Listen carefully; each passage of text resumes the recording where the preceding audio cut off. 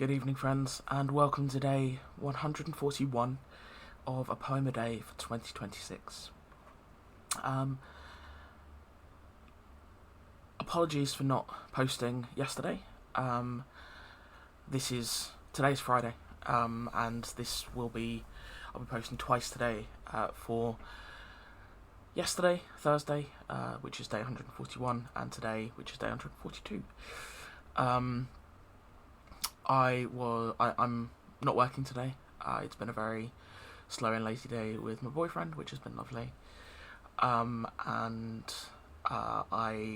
went into the office yesterday, which is not usual for me for a Thursday.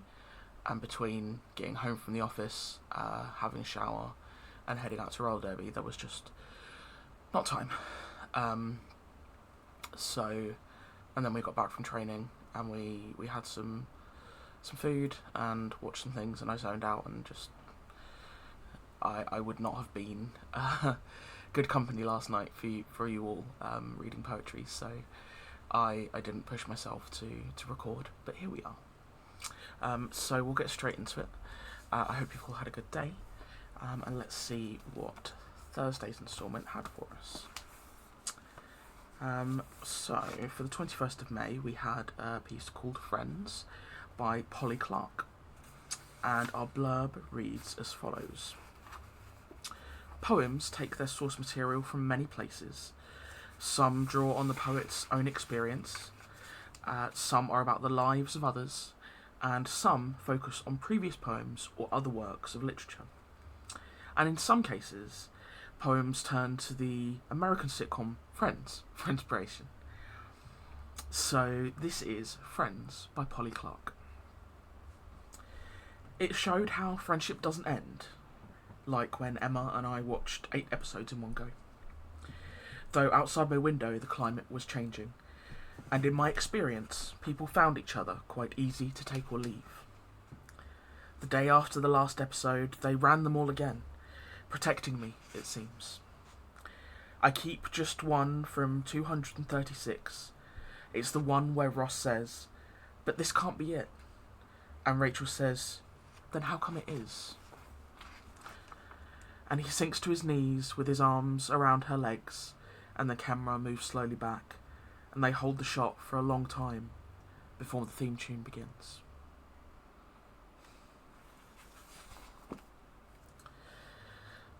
Yeah.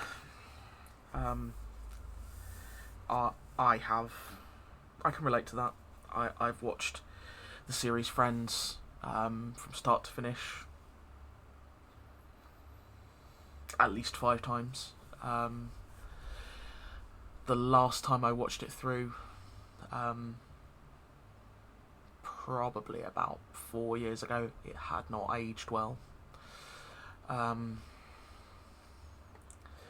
There's a lot of sexism, fat phobia.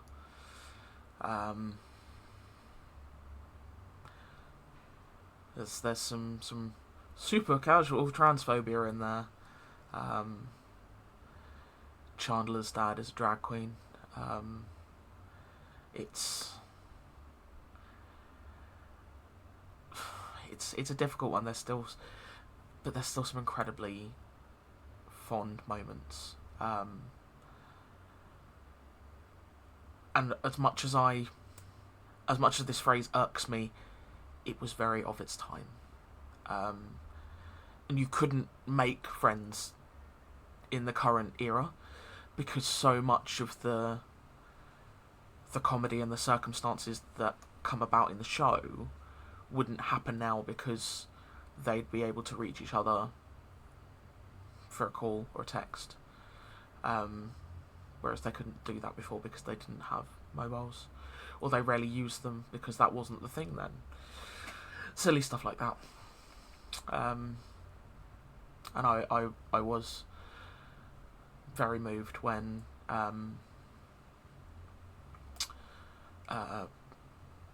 my goodness, his name fails me. The actor who played Chandler passed away. I want to say Matthew.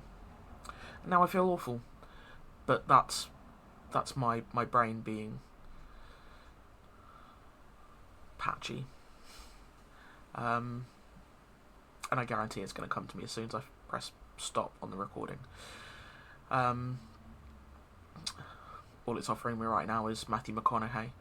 And alright, and that's not helpful at all. But thus is the nature of ADHD. But yeah. Yeah. Friendships don't. I'm jumbled, but yeah, no, I like that.